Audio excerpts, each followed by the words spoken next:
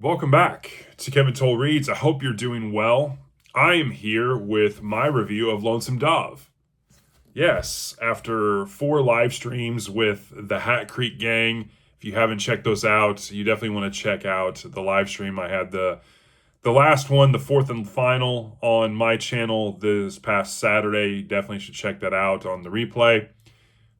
But this is my take on Lonesome Dove, my kind of book review. Obviously, as you can see, I have a different perspective here in the home office. I got a different desk, and I wanted to put it in a different location.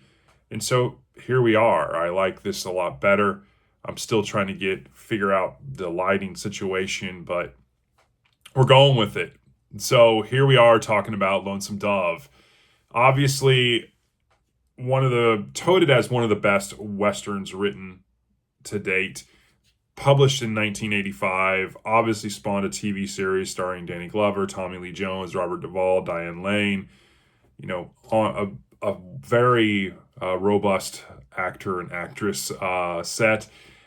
Obviously, it's pretty iconic. I've never read it until I did this buddy read, and I enjoyed it, and I'm here to talk about it. And I'm kind of trying to do this a little more discussionary. I have some notes, but I wanted to give you my overall thoughts. So let's talk about the summary of the plot. In a nutshell, Lonesome Dove really is, yes, there's a cattle drive. That's kind of like the main point of it all, but it's not.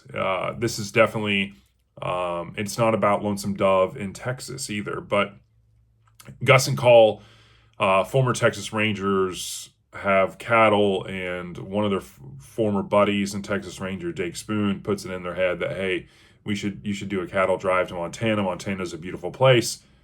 And so Call wants to do it. Gus is, like Gus, he says his piece, but he's not really in one way or the other, but goes along with it. And the Hat Creek Gang, cattle gang, they make their way from Lonesome Dove to Montana. And this is in the late 1800s. And so there's all of the American West to deal with, from the Army to Texas Rangers to Indians, just to the hardship of the lands. And obviously there's a vast amount of manpower to move cattle from, thousands of miles from Texas to Montana. Lonesome Dove in itself is kind of this hole-in-the-wall, one-stop light, one-stop sign kind of town back in that day.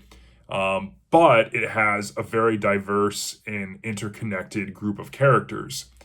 From the characters at the Hat Creek Gang to the characters at Lonesome Dove, from ladies of the night to the piano player to the saloon to the cowboys and all of the people within the town that work for Call and Gus, they're all interconnected in some way.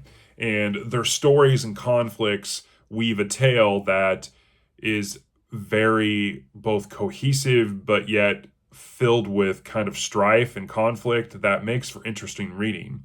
How I really enjoyed how McMurtry put this together.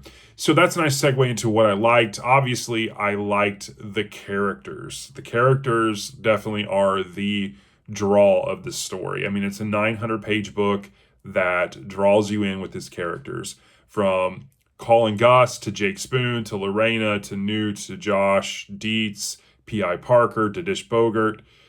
There's just a plethora of characters. I mean, even some of the characters from the Buffalo Hunters to the piano player to Lippy, you can go on and on. And you like these in various ways for various things, and some more than others, but they all have their place in this story, especially when you look at this in retrospect.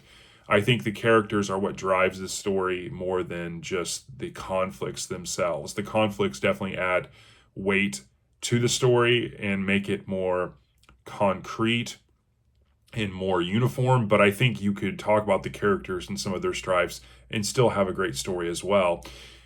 In terms of excerpts, there is one that stood out with me, and I could have picked a plethora of excerpts, especially when it comes to Gus. I mean, he gives his 2 cents, no matter if you like it or not, in about every little thing. But there's one that stood out with me. Gus goes on to say, if you want any one thing too badly, it's likely to turn out to be a disappointment. The only healthy way to live life is to learn to like all the little things every day, like a sip of good whiskey in the evening, a soft bed, a glass of buttermilk, or a feisty gentleman like myself.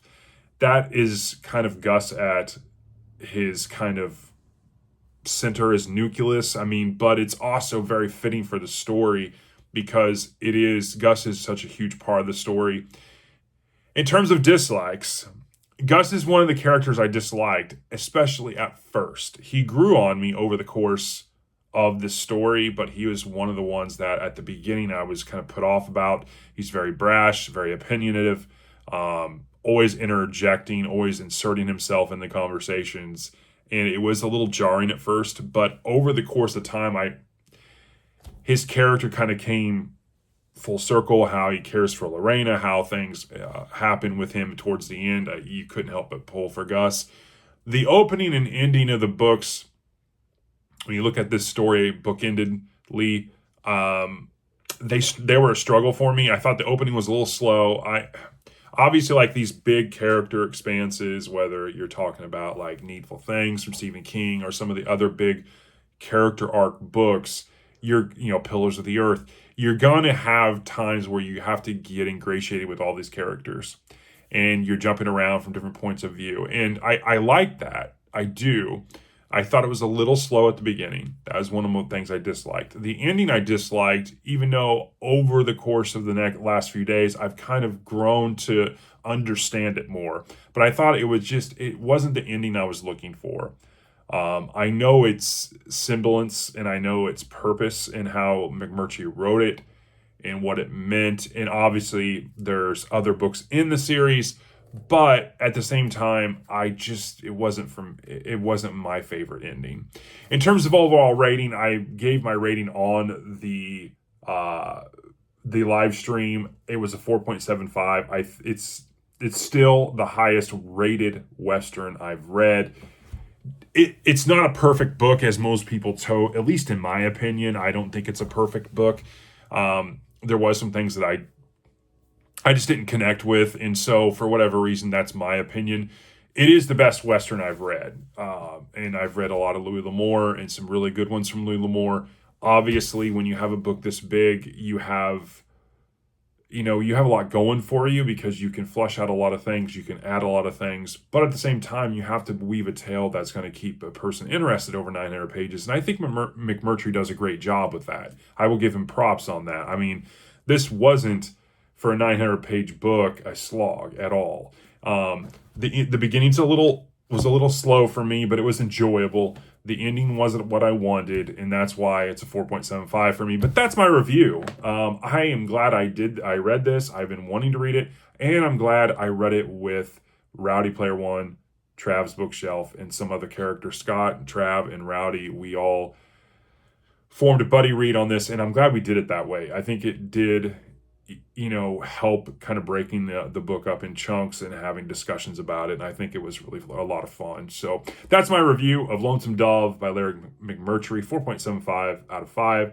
I highly recommend you read this, especially if you're a fan of Westerns or have been interested in reading this for a long time. I think it's worth the read for sure. It's a great book. So I hope you have a great Monday, and I will talk to you all in the next one. Thanks.